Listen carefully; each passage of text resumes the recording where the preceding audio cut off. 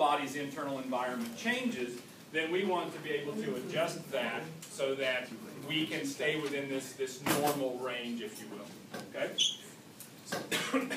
So that's kind of a big idea. The other thing we looked at, a big idea that kind of runs throughout physiology, is chemistry.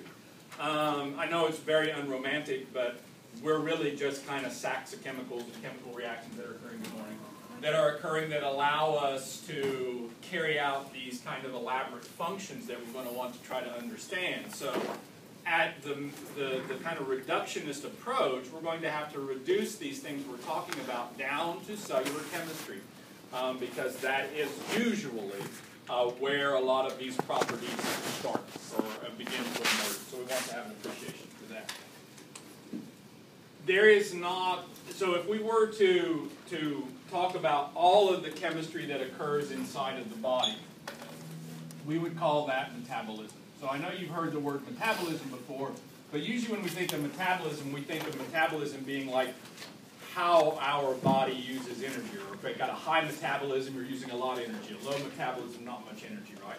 But what that really, that net energy balance, whether you're using a lot or not very much, is really the result of two different kinds of chemical reactions that occur, and we looked at them in the other day.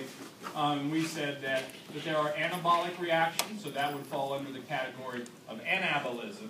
These are reactions that require energy, right? So we have to add energy for those. Catabolism are all of the reactions that are occurring that release energy, right, the breakdown. The net from this is what you would consider, I guess, your basal metabolism or something like that. I mean, it's the kind of energy that's left over. And you know that if you are providing your body with an input of energy, and this balance here, it doesn't exactly equal what this net is here, you're either going to have excess energy that you're going to store as fat or something like that, or you're going to have a deficit of energy, so you're going to have to use your body's energy stores to keep this going. Does that kind of make sense? So all of the chemistry in the body is considered metabolism. The two different categories are anabolic reactions and catabolic reactions. And one thing that's going to become incredibly clear over the course of the term is that we use the energy from anabolic reactions.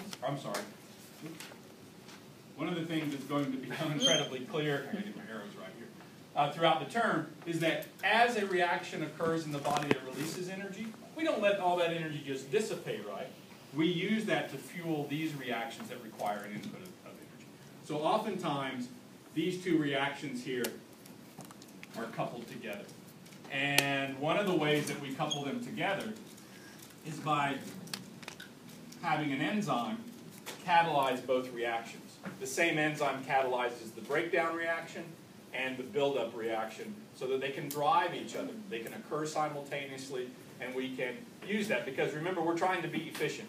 So if we have a reaction that has to occur that releases energy, we might as well couple that with a reaction that has to occur that consumes energy. Does that kind of make sense?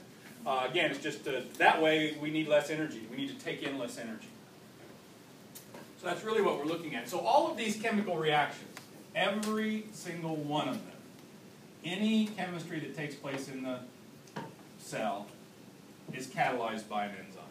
So that's how important enzymes are, is that every single chemical reaction that you can imagine occurring inside of your cells has an enzyme that catalyzes that reaction. Catalysts, right, don't change the chemistry. They don't change the equilibrium, whatever. They just get you to the equilibrium faster. And again, keep thinking efficiency, right? It's important for us to reach chemical equilibria as fast as we can because our body is dependent upon those reactions for one reason or another. Okay? So these enzymes allow us to do that. So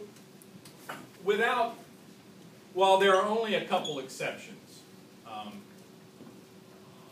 but for the most part, it's safe to say that enzymes are protein. There are a couple exceptions that were discovered in